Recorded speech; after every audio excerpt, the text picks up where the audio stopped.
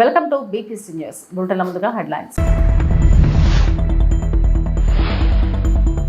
చీనా railway వంతెనను ప్రారంభిస్తున్న ప్రధాని Narendra Modi.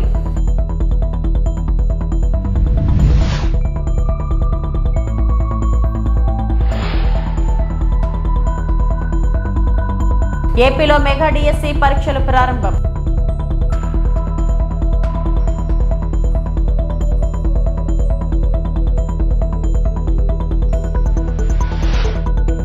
DSC పరీక్షల అభ్యర్థులందరికీ ఆల్ ది బెస్ట్ చెప్పిన రామ్మోహన్ నాయుడు కింజరాపు.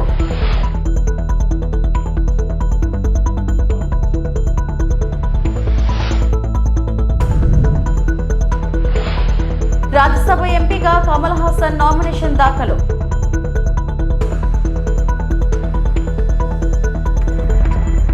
ప్రపంచంలోనే అత్యంత ఎత్తైన రైల్వే ఆర్చ్ వంతెన అయిన చీనా వంతెనను ప్రధాని మోడీ ప్రారంభించారు. జమ్మూ కాశ్మీర్ ముఖ్యమంత్రి ఒమర్ అబ్దుల్లాతో కలిసి మోడీ వంతెన రిబ్బన్ను కట్ చేశారు. తర్వాత మోడీ వంతెనపై త్రివర్ణ పతాకాన్ని ఊపుతూ దేశభక్తిని ప్రదర్శించారు. పహల్గామ్ ఉగ్రవాద దాడి తర్వాత ప్రధాని మోడీ తొలిసారిగా కాశ్మీర్ను సందర్శించారు. देख रहे हैं कि यहाँ प्रधानमंत्री नरेंद्र मोदी अब कर चुके हैं और यहाँ भी ये जो पुल है इसकी खासियत की अगर बात की जाए तो ये पुल भी करीब 213 किलोमीटर प्रति घंटे की रफ्तार से अगर जो हवाएं चलती हैं उनको सहने के लिए भी सक्षम है। इस तरह के सेंसर जो हैं जो इसकी जानकारी देंगे तो 213 किलोमीटर तक अगर हवाओं की रफ्तार है तब भी कोई फिक्र की बात यहाँ पर नहीं है। और उसके साथ साथ तेज़ तीव्रता का अगर भूकंप आता है तो उसका सामना करने के लिए भी जो अंजी पुल है, अंजी ब्रिज है, वो पूरी तरीके से तैयार है। आधुनिक क्षमता जो है वो आप देख सकते हैं किस तरीके से इसको तैयार किया गया है, अलग अलग पहलुओं का ध्यान दिया गया। और जैसा कि लगातार हमारे साथ जो खास मेहमान उन्होंने बताया कि हर कदम के बाद लगातार जांच की जा रही थी, हर एक पहलू की जांच की गई और उसके जो परिणाम हैं वो आज हम सबके सामने हैं। तस्वीरें आप देख रहे हैं अंजी खड्ड पुल की, वहाँ पर जहाँ पर पहला केबल स्टैंड रेलवे पुल बनाया गया, उद्घाटन हो चुका है। प्रधानमंत्री नरेंद्र मोदी ने इसे देश को समर्पित किया। ये जो चिनाब नदी आप देख रहे थे उससे पहले जो सबसे ऊंचा पुल आपने देखा उसके दक्षिण में एक गहरी अंजी नदी घाटी है और ये पूरा का पूरा जो ब्रिज है वो ऊधमपुर, श्रीनगर और बारामूला रेल लाइन के जरिए जो पूरा कटरा का क्षेत्र है, बनिहाल खंड को एक साथ जोड़ता हुआ नजर आता है। हिमालय की तस्वीरें आपको स्पष्ट इस वक्त दिख रही होंगी। सर्दियों के मौसम में बर्फ की ढकी चोटियों से ये और भी आकर्षक हो जाएंगी, इसका यकीन आपको रखना होगा। नदी तल से आप देखें तो ऊंचाई 331 मीटर, चौड़ाई 725 मीटर और केंद्र में वाई आकार का एक मजबूत स्तंभ हिमालय की खूबसूरत वादियों में भारत की सशक्त नींव को पूरी दुनिया के समक्ष रखता हुआ। नींव से अगर हम ऊंचाई देखें तो 193 मीटर और केबल स्टैंड की कुल प्रभावशाली अगर 96 केबल्स की हम बात करें, अगर एक लाइन में अगर आप उनको बिछा दें तो ये करीब 653 किलोमीटर लंबी हो जाती हैं ये हाई टेंसिल केबल्स, जिन पर ये पूरा का पूरा पुल टिका हुआ है। और सबसे बड़ी बात, सबसे महत्वपूर्ण बात ये कि इसे सिर्फ और सिर्फ 11 महीनों में ही पूरा किया गया। तो आज दो बड़ी परियोजनाएं भारतीय रेलवे के इतिहास की अब देश के सम्मुख रखी जा चुकी हैं, देश को समर्पित की जा चुकी हैं और पूरी दुनिया के सामने ये दो नए कीर्तिमान, दो नए मील के पत्थर एक ऐसे सशक्त नींव के रूप में आज स्थापित कर दिए गए हैं प्रधानमंत्री नरेंद्र मोदी के कर कमलों द्वारा, जो लंबे लंबे समय तक भारत की और भारतीय रेलवे की जो कीर्ति पताका है उसको लंबे समय तक इसी तरह से क्षितिज पर फहराती हुई नजर आएंगी।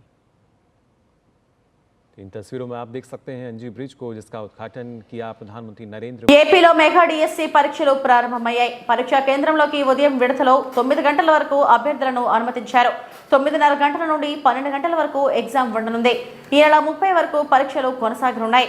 ఏపీలో 137, తెలంగాణ, కర్ణాటక, తమిళనాడు, ఒడిశా రాష్ట్రాల్లో 17 పరీక్షా కేంద్రాలను ఏర్పాటు చేశారు. మెగా డిఎస్సిలో 16,347 ఉపాధ్యాయ పోస్టులకు 3,36,305 మంది అభ్యర్థులు 5,77,675 దరఖాస్తులు సమర్పించారు. మధ్యాహ్నం విడతలో 2 గంటలకు అభ్యర్థులను కేంద్రంలోకి అనుమతించనున్నారు. 2:30 గంటల నుండి 5 గంటల వరకు పరీక్షలు నిర్వహించనున్నారు. మరోవైపు డిఎస్సి అభ్యర్థులందరికీ సీఎం చంద్రబాబు, మంత్రి నారా లోకేష్ శుభాకాంక్షలు తెలియజేశారు.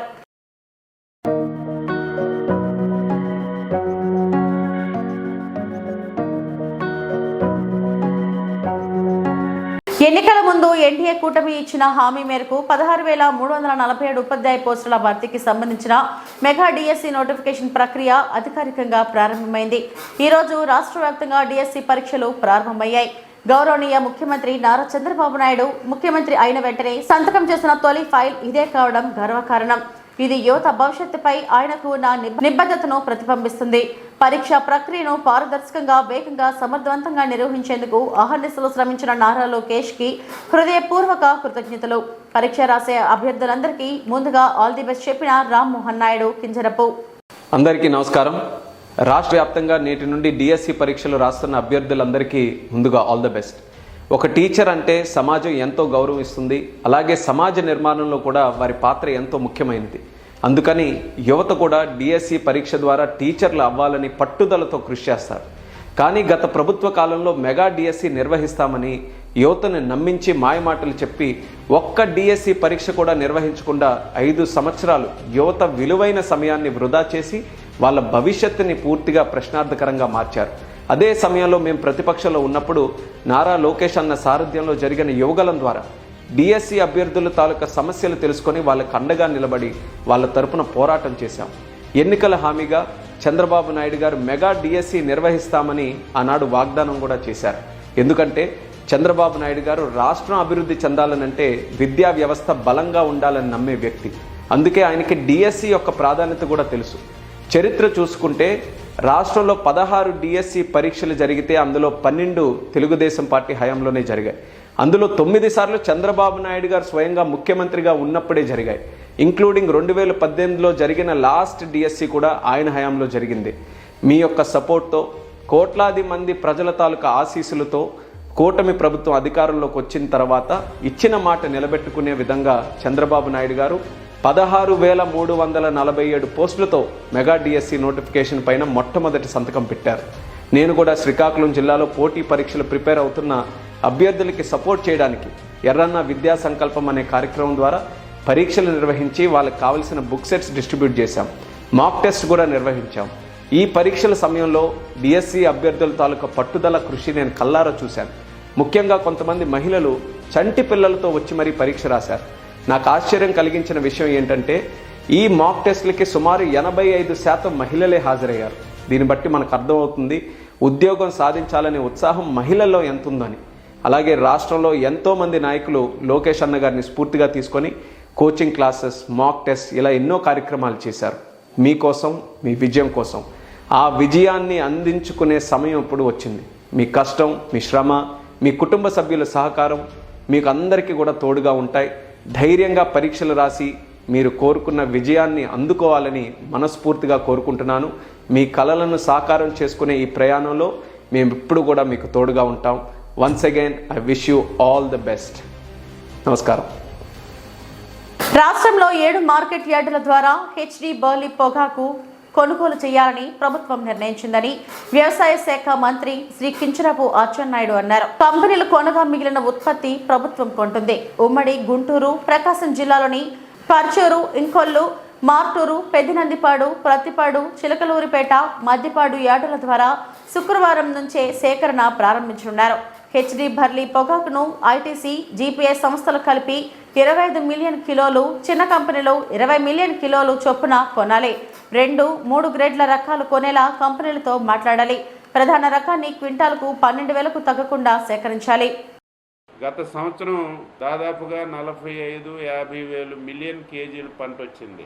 గత సంవత్సరం ధర కూడా విపరీతంగా రావటం వల్ల రైతులందరూ కూడా మొగ్గు చూపి అందరూ ఈ నల్లబల్లి వేయటం వల్ల ఈ సంవత్సరం దాదాపుగా 85 మిలియన్ కేజీలు నల్లబల్లి ఉత్పత్తి అయింది.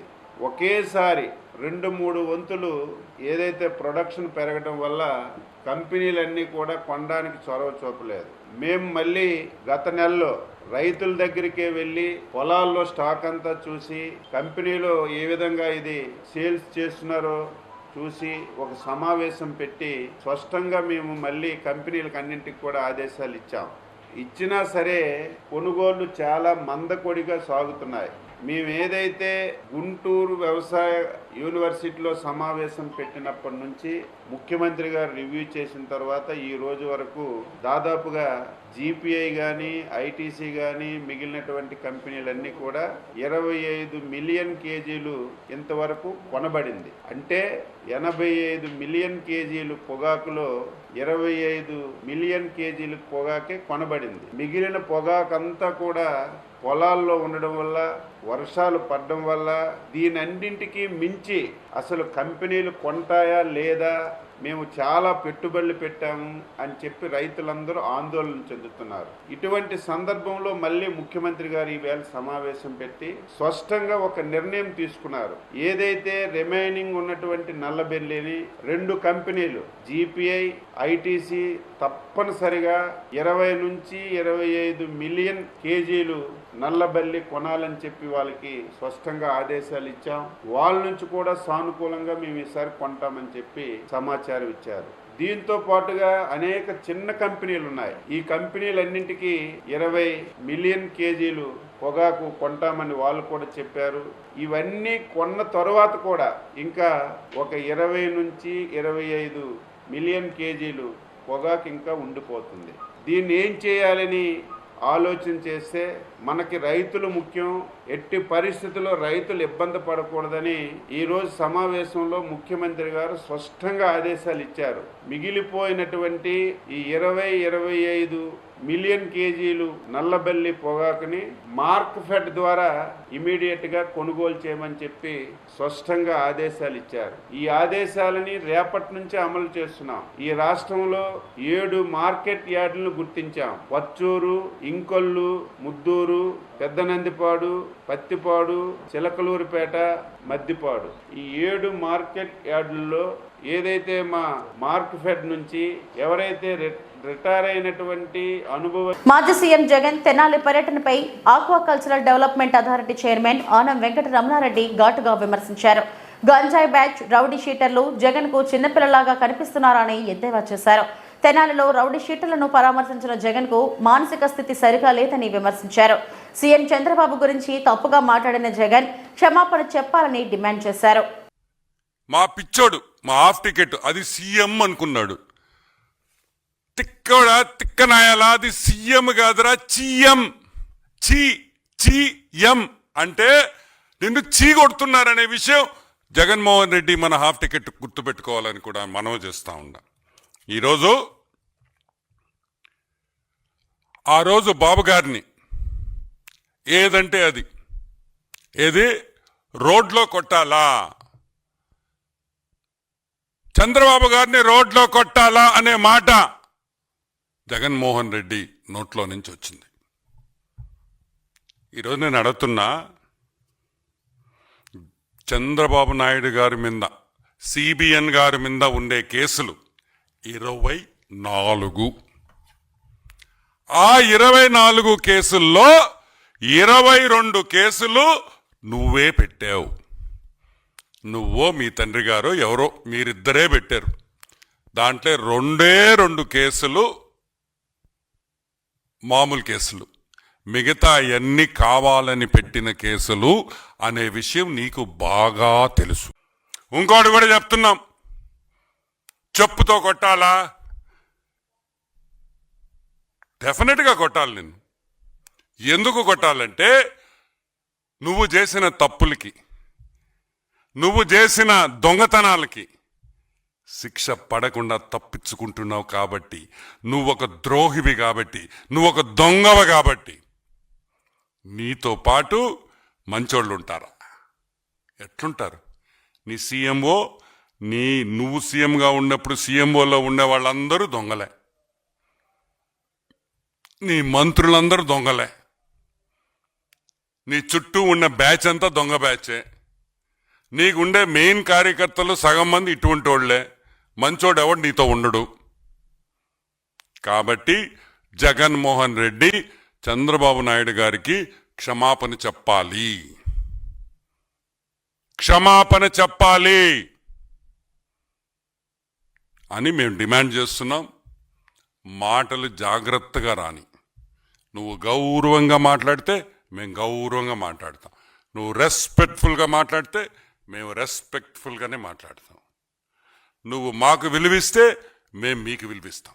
చంద్రబాబు ఒక మ్యానిపులేటర్. వైఎస్ జగన్ అత్యంత ప్రజాదరణ కలిగిన నాయకుడు. రాజశేఖర రెడ్డి, ఎన్టీ రామారావు లాగా ప్రజలతో నేరుగా సంబంధం ఉన్న ప్రజానేత. జగన్ ని అరెస్టు చేస్తామంటూ లీకులు ఇస్తున్నారు. కూటమి ప్రభుత్వం అనుకున్నా జగన్ ను అరెస్టు చేయలేరు. అంబటి రాంబాబు, గుంటూరు జిల్లా వైఎస్ఆర్సీపీ అధ్యక్షులు. ఉన్నప్పుడు ఆయన సీఎంఓలో పనిచేసినటువంటి 2 అధికారుల్ని నువ్వు అరెస్ట్ చేశావు. అంతేకాదు, సీతారామాంజనేయులు గారు ఇంటెలిజెన్స్ చీఫ్ నువ్వు అరెస్ట్ చేశావు. రఘురామకృష్ణరాజు పెట్టిన కేసులో A1గా జగన్మోహన్ రెడ్డి గారిని ముద్దాయిగా పెట్టారు. అరెస్ట్ చేస్తావా, అరెస్ట్ చేయవా, వి విల్ సీ లేటర్. నువ్వు అరెస్ట్ చేయాలి అనుకున్నా కూడా సాధ్యం కానిటువంటి పరిస్థితులు వస్తాయి. జగన్మోహన్ రెడ్డి గారు ఈ రాష్ట్రంలో, మరి మాట్లాడితే ఈ దేశంలో అత్యంత ప్రజాదరణ కలిగినటువంటి mass leader. Direct connection with public. Is not a manipulator. Direct connection with public. Like Indira Gandhi, like Rajasekhar Reddy, like NT Rama Rao. Leader and voter మధ్యన కనెక్షన్, డైరెక్ట్ కనెక్షన్ ఉన్నటువంటి నాయకుడు. నీలాగా మ్యానిపులేటర్ కాదు, నీలాగా 4గురిని కలుపుకుని వచ్చేటువంటి వ్యక్తి కాదు. అలాంటి వ్యక్తిని తప్పుడు కేసులు పెట్టి నువ్వు అరెస్ట్ చేయాలనుకుంటున్నావో లేదో కాలం నిర్ణయిస్తుంది. ఇప్పటికే ఆయనకు సంబంధించినటువంటి ధనంజయ రెడ్డి గారిని, కృష్ణమోహన్ రెడ్డి గారిని, ఇంటెలిజెన్స్ చీఫ్ని అరెస్ట్ చేశావు. అరెస్ట్ చేసిన తర్వాత ఏం చేస్తావు చూద్దాం. ఇవన్నీ లీకులు ఇచ్చి, చంద్రబాబు లీకులు ఇవ్వడం అలవాటే కదా. ఇవాళ కూడా ఆ హోమ్ సెక్రటరీకి ఆయన క్షమాపణ చెప్పే లీకులు ఇస్తుంటాడు. లీకులు ఇచ్చి పరిపాలన చేసే మనిషి is a manipulator. Time will decide later. June 19న తమిళనాడు నుండి 6 రాజ్యసభ స్థానాలు ఖాళీ కానున్నాయి. డిఎంకే, ఏఐఏడీఎంకే మిత్రపక్షాలు నామినేషన్లు దాఖలు చేయడంతో రాజకీయ కార్యకలాపాలు ఊపందుకున్నాయి. డిఎంకే విల్సన్, సల్మా శివలింగలను బరిలోకి దింపగా ఎంఎన్ఎం కమల్ హాసన్ కూటమిలో భాగంగా బరిలోకి దిగుతున్నారు. ఏఐఏడీఎంకే ఇనుపుతిరై ధన్పాల్ నామినేషన్లు దాఖలు చేసింది. ఈ రోజు చెన్నైలో నామినేషన్లు దాఖలు చేశారు. సీఎం స్టాలిన్, ఎల్ఓపి, ఈపీఎస్ హాజరయ్యారు.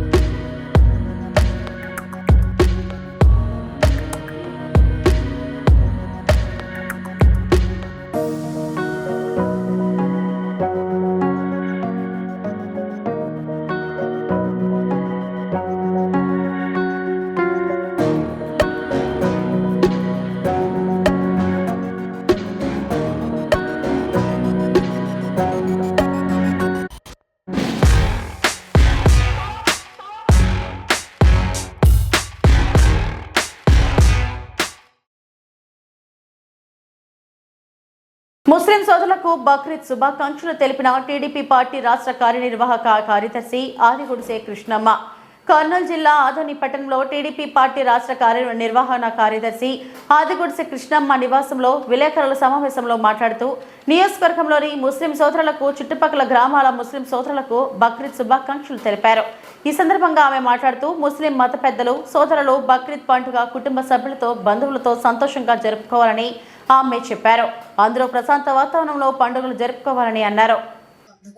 ప్రతి ఒక్కరు కూడా సంతోషంగా కుటుంబ సభ్యులతో జరుపుకోవాలని చెప్పి నేను మనస్ఫూర్తిగా ముస్లిం సోదరులకు కోరుకుంటున్నాను. అదేవిధంగా ఈ పండుగను ప్రశాంత వాతావరణంలో జరుపుకోవాలి, ఎటువంటి గొడవలు లేకుండా అందరం కూడా హ్యాపీగా ఈ పండుగ జరుపుకోవాలని చెప్పి మనస్ఫూర్తిగా కోరుకుంటున్నాను. నిన్ననే ఎస్పీ గారి ఆధ్వర్యంలో పీస్ కమిటీ మీటింగ్ జరిగింది. ఇక్కడ ఈ పీస్ కమిటీ మీటింగ్లో కూడా చాలా హోప్ఫుల్గా జరిగింది. హిందూ మత పెద్దలైతేనేమి ముస్లిం మత పెద్దలైతేనేమి అందరూ కూడా పాల్గొని ఆదోనిలో ఎస్పెషల్లీ ఆదోనిలో ప్రశాంతమైన వాతావరణం జరపాలని చెప్పి నిర్ణయించడం చాలా సంతోషదాయకం. కాబట్టి మంచి పేరుకి ఎందుకంటే బక్రీద్ అంటేనే ఒక త్యాగానికి గుర్తు అన్నమాట. ఎందుకంటే వాళ్ళు కుర్బానీని చేసుకున్న తర్వాత 3 భాగాలుగా విభజించి ఒకటి పేదలకు, ఒకటి వాళ్ళ బంధువులకు, ఇంకోటి తమ్ముగా అంటే నిజంగా ఈ పండుగలోగా ఒక మంచి విషయాన్ని తెలియజేస్తుంది. మనతో పాటు మన చుట్టుపక్కల ఉండే వాళ్ళు కూడా హ్యాపీగా ఉండాలి అనేది ఒక చాలా మంచి నిర్ణయం. కాబట్టి ఎవరి మత విశ్వాసం వాళ్ళకు ఉంటుంది. కాబట్టి ముస్లిం మత పెద్దలందరికీ కూడా నేను తెలియజేసుకుంటున్నాను, ప్రతి ఒక్కరు కూడా ఈ పండుగని హ్యాపీగా చేసుకోవాలని చెప్పి మనస్ఫూర్తిగా కోరుకుంటూ మరొక్కసారి బక్రీద్ శుభాకాంక్షలు. బడిబాట మన ప్రభుత్వ పాఠశాలలో మీ పిల్లలను చేర్పించండి, బంగారు భవిష్యత్తును ఇవ్వండి. ఈరోజు దౌలతాబాద్ మండలం సూరంపల్లి గ్రామంలో బడిబాట కార్యక్రమం నిర్వహించడం జరిగింది. స్కూల్ హెడ్ మాస్టర్ రామకృష్ణారెడ్డి ఆయన మాట్లాడుతూ పిల్లలు గవర్నమెంట్ స్కూల్లో చదువుకోవాలని, ప్రైవేట్ స్కూల్లో అధిక ఫీజులు వసూలు ఇస్తున్నామని, నిరుపేద కుటుంబాలకు అన్ని వర్గాల విద్యార్థులకు అందరూ గవర్నమెంట్ స్కూల్లో జాయిన్ కావాలని ఆయన పేర్కొన్నారు. ఇందులో అన్ని వసతులు విద్యార్థులకు పాఠ్య పుస్తకాలు, బట్టలు, మధ్యాహ్న భోజనం, విద్యా బోధన, మంచి వసతులు అన్ని గ్రామ గవర్నమెంట్ స్కూల్లో అన్ని సదుపాయాలు ఉన్నాయని తెలిపారు. ప్రోగ్రామ్ ఎందుకంటే మనకి ప్రైవేట్ స్కూల్కి ధీటుగా మనం ఇలాంటి కార్యక్రమాలు చేయడం ద్వారా మన స్కూల్ స్ట్రెంగ్తెన్ అవుతుంది అని గవర్నమెంట్ ఉద్దేశపూర్వకంగా మనకి ఈ ప్రోగ్రాం పెట్టడం జరిగింది. అయితే గవర్నమెంట్ ఇచ్చేటువంటి ప్రతి ఛాన్స్ మనకి మన విలేజ్ డెవలప్మెంట్ కోసమే కోరుకుంటుంది. కాబట్టి మన విలేజ్లో ఎలాంటి డ్రాప్అవుట్స్ లేకుండా, మనీ ప్రాబ్లమ్స్ లేకుండా ఇది సద్వినియోగం చేసుకోవాలి అని ప్రభుత్వ ముఖ్య ఉద్దేశము. మరి నేను ఒక అంగన్వాడీ టీచర్గా చెప్పేది ఏంటంటే, మా దగ్గర పిల్లల్ని మేము అడ్మిట్ చేసుకునేది 30 నెలల పిల్లల నుండి 60 నెలల పిల్లల వరకు మేము స్కూల్కి అడ్మిషన్ చేసుకుంటున్నాం. మా ముఖ్య ఉద్దేశం ఏంటంటే పిల్లల ఆరోగ్యము, తల్లుల ఆరోగ్యము మరియు విద్య.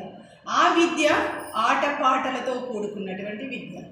ఆటపాటలలో ముఖ్యంగా మేము నేర్పేది మంచి అలవాట్లు, ఆటలు, పాటలు, సృజనాత్మకత, శాస్త్రీయ పరిజ్ఞానం, సంసిద్ధత ఇలాంటివి మేము ముఖ్యంగా పిల్లలకు నేర్పిస్తున్నాం.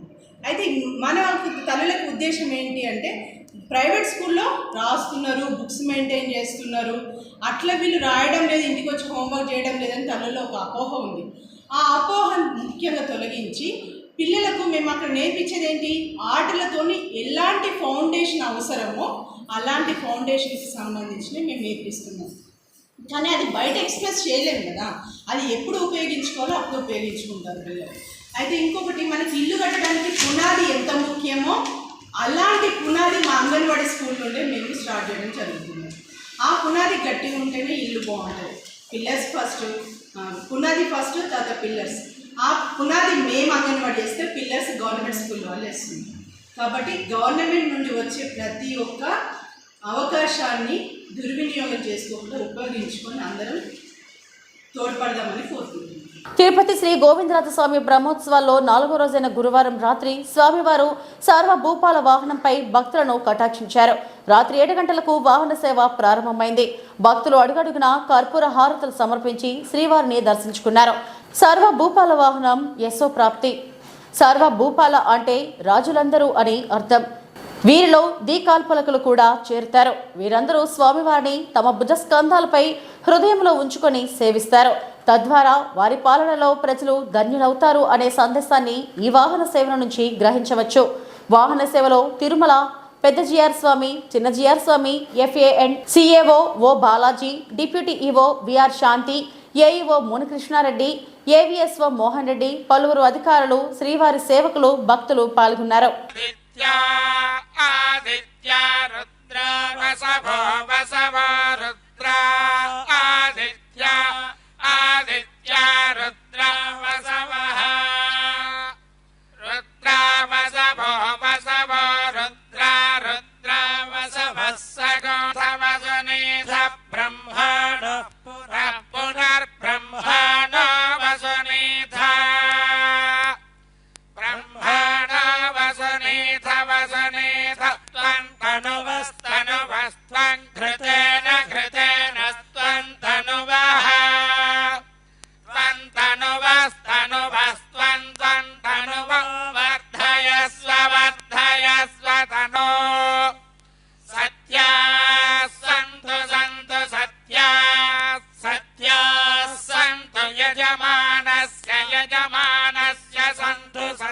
ఇవి ఇప్పటివరకు నా బులెటిన్ అప్డేట్స్. నమస్తే.